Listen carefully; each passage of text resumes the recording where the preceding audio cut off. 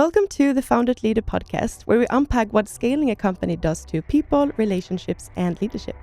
I'm Yohanna, I'm your host and program manager for the leadership development program with the same name, that is Founded Leader. And in each episode, I'm joined by 3 guests with different perspectives to help me unpack a real dilemma. So let's get started. So today is an exciting day because for the first time ever, our dilemma is going to be from a startup employee. So for the founders listening, this is a chance to hear the side that you don't usually get to, and also to reflect on how your own behaviors and actions show up for the people that you lead and who work for you. And I'm very happy to introduce you to my guests today. I have startup employee Moritz Hartmann, founder Nicolai Arnholm-Nyström, and leadership coach Nina Uller with me here in the studio. So Moritz, you are the chief of staff at Ento, and you spent more than 6 years now working closely to founders. So you have experienced firsthand what it's like to sit next to the founders. So Yes, that's exactly right. I worked now 6 years in 2 different startups with different founders and management teams, and learned a lot. And all my roles were closely tied to the founders, or also officially the right hand of the founders. So I have hopefully I can bring quite some perspectives today. I am sure you can. Thank you so much for being here. Thank you. And Nicolai, you are the co-founder and COO of Insure, and you have been building and leading that for 5 years now. Correct. And at the time of this recording, you have 14 employees. So thank you so much for being here. Yeah, thanks for having me. And Nina, you are a leadership coach at Founded Leader, and you have more than 30 years of leadership experience spanning across tech and entrepreneurship and the military. And to you, I'm going to say a welcome back because this is not your first time here. I'm so happy to be here. All right, so let's get started right away. And our dilemma today is about whether or not it is your job as an employee to set the product roadmap and vision for the entire company. And for privacy reason, we'll call this submitter Eva. And she writes, I came into startups from a management consulting background, knowing startups were a different game. I've been in a product growth role for more than 1 year now as one of the first full-time employees after their first funding round, and I am frustrated daily. I report to one of the 2 co-founders, who is also our CTO, and despite being a brilliant developer, he lacks leadership skills and business knowledge. He keeps pushing me to reinvent our product roadmap into something impressive, but I don't feel the company's direction is clear enough for me to do that. I pushed back, and he told me that everyone on the team should expect to step up beyond their role. I'm starting to feel stupid because I don't understand the vision. Sometimes it feels like the co-founders know where we're going, but just aren't telling me. And sometimes I'm not sure they know either. How am I supposed to know what the roadmap should be and basically set the vision for the entire company? So, Moritz, what are your thoughts on this dilemma? Should it be an employee's task, or is Eva doing the job that belongs to the founders? First of all, I think it's good that that the founder is trying to delegate. But delegating vision is a very big step, and I think especially early stage that is maybe too early.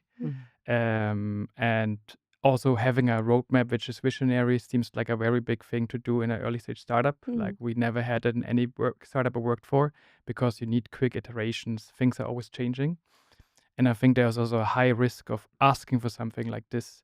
I think often when I had in the past, and founders sometimes don't realize the words that they use can have a really big effect. And asking for something very visionary can isolate the person, make her work on something for 3-4 weeks and only showing the 5th iteration on something instead of showing the progress.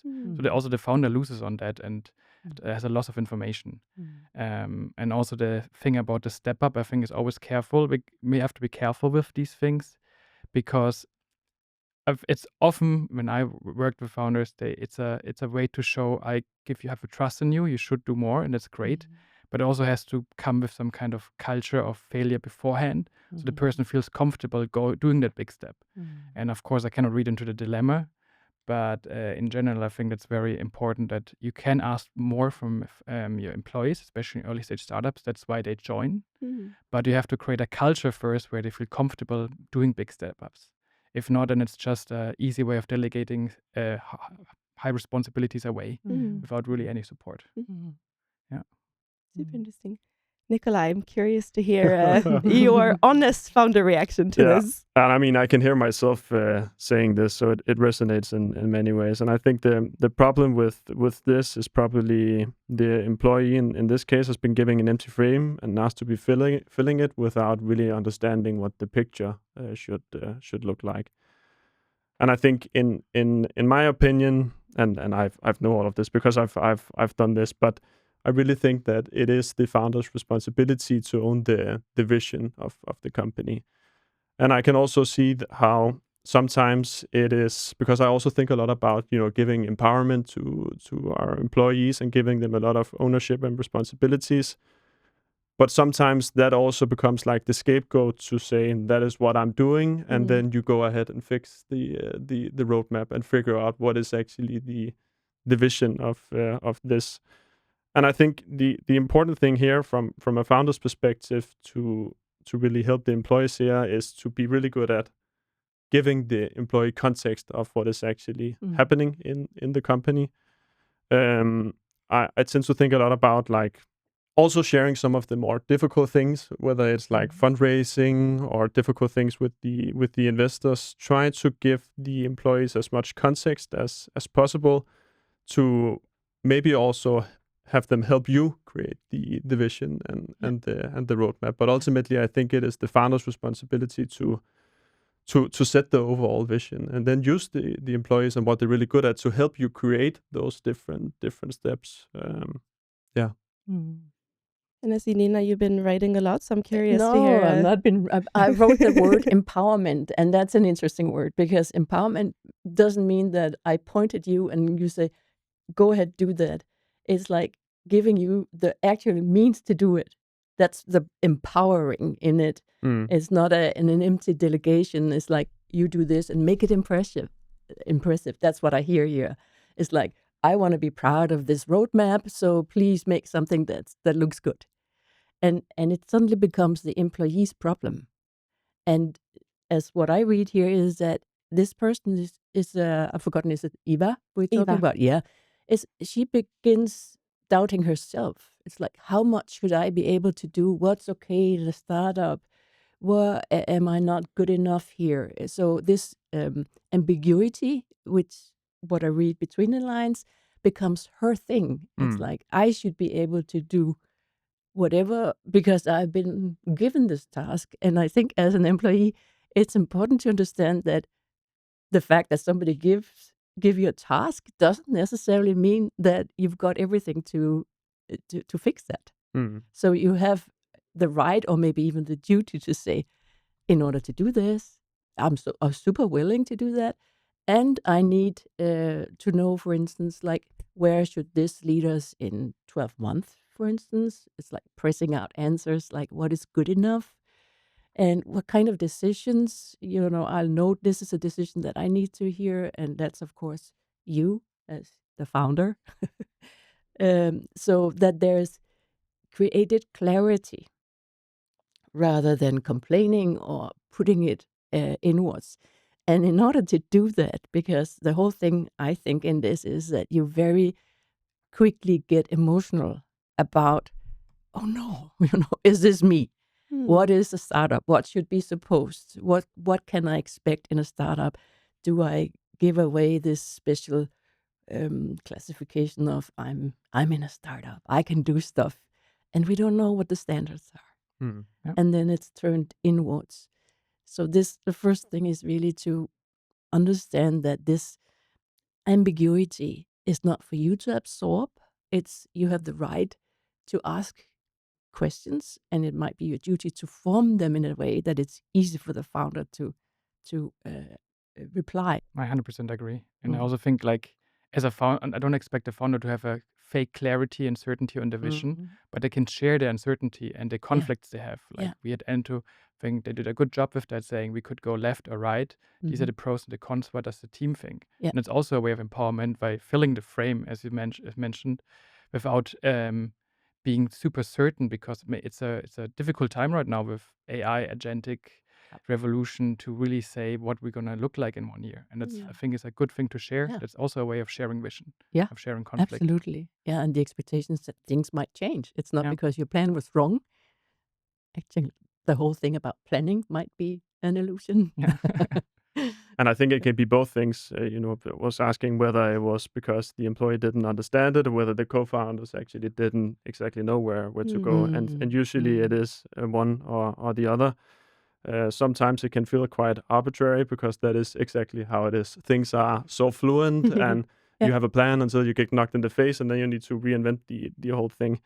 And then when you come to a place where you actually have a pretty good idea on, okay, where is it that we're going, I keep reminding myself how much of a conscious effort I need to do to create clarity around where is the direction, what is the goals, what is the expected outcome, and it's like when I get tired of saying it, that's usually when people really start to Yeah, dig it in. that's true. So I think there's Yeah. also some truth about not that asking question is going to solve everything, but be curious about is it because we need to help define something, or like try to dig deeper into where where are we going? What is the direction?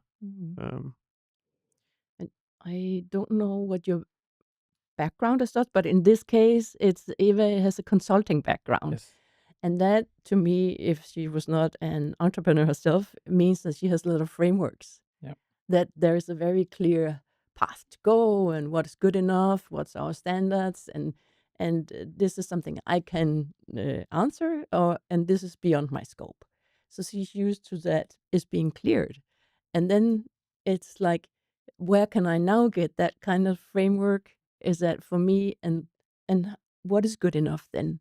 So it also means something from where you come, your ex context, so to say, is in influencing your look upon this kind of work, and I Yeah. think that's important. Yeah. Also, I actually did a lot of consulting internships before I started working full time in startups, and had the same problem of like you are really good, usually a facilitator. Yeah. So if you can use the founders to get the data, the vision out of Yeah, them, yeah. then it's actually a perfect match, because Yeah. I think consultants have that skill. Yeah. So they're not maybe bringing the strategic vision, but they can bring strategic clarity by providing the methods, the frameworks to get there with the founders, with the team.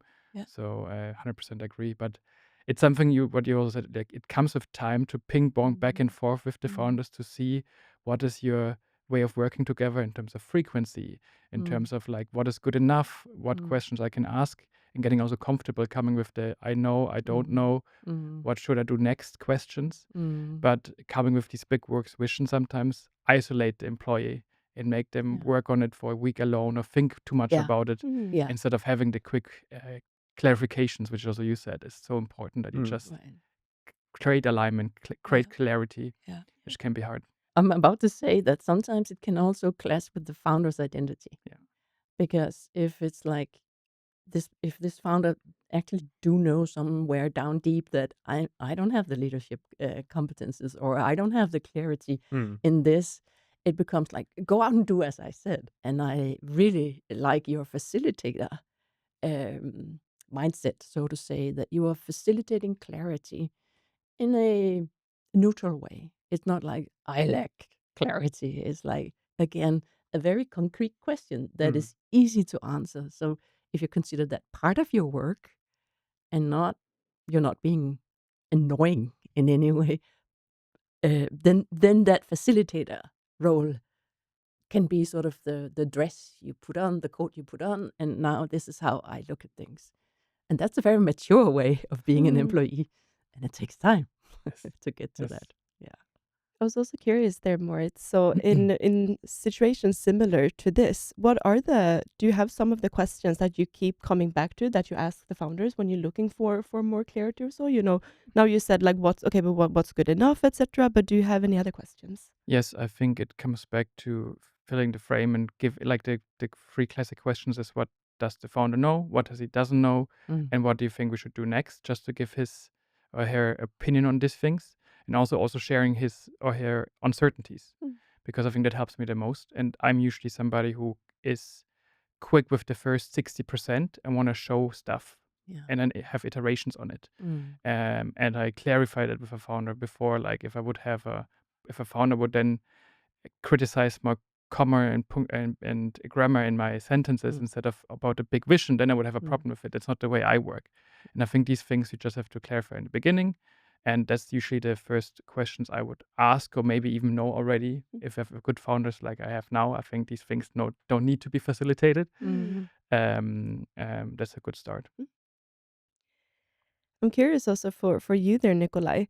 Have you ever asked your team to kind of step up in a way that now when you're looking back, it was maybe because you were actually avoiding doing some of the work that was your role to do? Yeah, for sure. And I think I've done a lot of the mistakes because I mean I think a lot about giving people ownership of their domain and what they're hired to do.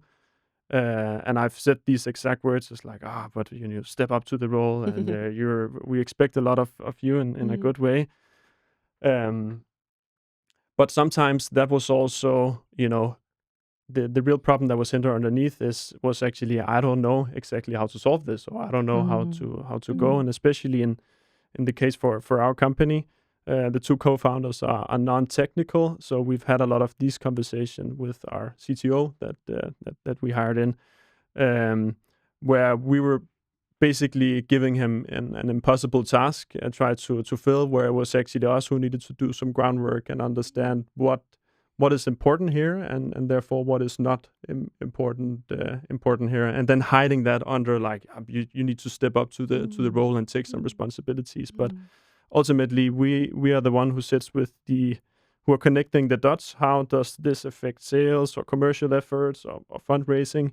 So it should also be us that at least for maybe the first 60% be like this is where we go. Not to say that we should of course involve everyone in how we get there, and also what does it look like, that star you have in the future. So definitely it's I've been there, done that a lot, and it's always super interesting to see from the other side of the table how is it perceived, and what is that other perspective on that. Yeah. I think there is a important distinguishing here and that is, am I asking you to step up or to fill in a vacuum? Yeah. That's a big difference. So, and that's also what it can be used as an employee. It's like, is this a vacuum that nobody has the fill for? Or is this just me who should take more risks and come out and be, handling maybe some not nice feedback or whatever? Is it my courage that's lacking here, or is it actually that I need information? I'm sitting with one question. I'm just looking at this product roadmap versus vision, because you could argue that those are actually two different things. So we talked before that it is a founder's job to put the vision and not the employees. But I'm also curious, they're both from your employee perspective, Moritz, but also your, Nicolai, the founder perspective. The roadmap, how involved should the founder and employee, who should own the roadmap? Both, ideally. Yeah. And I mean it also depends what you put into to a roadmap. Again, I think ideally it is filling in the gaps that should be done by everyone. I think again the founder should own the vision. What should the future look like? But the roadmap should definitely be the whole team involved. Also because the roadmap is also where you get in some of the details, and that is also where some of the real work is done, and there you need to have everyone's brilliant minds involved to fill in those gaps. Do you see it the same way? Yeah, 100%. Like we have all hands every quarter or half year, and I think our first slide didn't change the 3 years I'm at Ento. It's the vision. It's the same slide, but our product roadmap changed dramatically on a monthly basis. Yeah. And everybody's involved. We're a small team. We're very customer focused, and I think that's super important. But don't you also find it so much more easier when you're clear on what is the vision and what is the goal of the company, where you're headed, to actually sit down and have that conversation about what should the roadmap look like, or what is important next quarter or the quarter after? 100%. It helps a lot with the prioritization. Like, are we now having that vision of like we want to scale, we want to be in every building? So that scale part, for example, of our vision makes it easier to make the right decisions of product, because we can go back to it and say, that's our vision, so this should be the right first move or the next move. We should not go too deep because that's our vision. So it helps a lot with the prioritization on a daily basis, at least for myself. Yeah, I'm not so involved in product, but our whole team is basically on a daily basis, which is great. All right. If we are to go back to Eva's question then, how am I supposed to know what the roadmap should be and basically set the vision for the entire company? What I'm hearing my guests saying is that you shouldn't set the vision for the entire company. That is your founder's role, but you should co-own the roadmap. So there's a difference there. And you have the right, Eva, to ask questions and push back again, even though I can see that you have already pushed back once, but you have the right to do that again. And here trying to frame the questions very concretely and dig a little deeper. So that could be, what does good enough look like here? Asking the founders, what do you know? What don't you know at the moment? What do you think I should do next? What are some of the uncertainties that you already seeing? Because it's normal that founders don't have all the answers, of course. So then try to rethink your role, that it's also you're there to facilitate clarity. And then if there are any founders that's listening, they can kind of see themselves in this, which I think is very normal. So it's absolutely no shaming there. First of all, it is your responsibility to own the vision. Of course, you can get employees help and input, but at the end of the day, it's not something that you can or should delegate.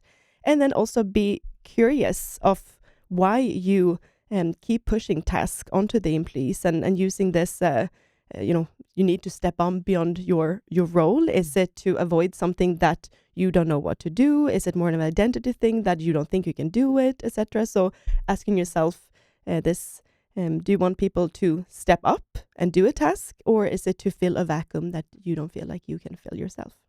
Then that was unfortunately it for today. So thank you so much, Moritz and Nicolai and Nina, for joining me in the studio. It was a pleasure to have you. Thank you. Thank you.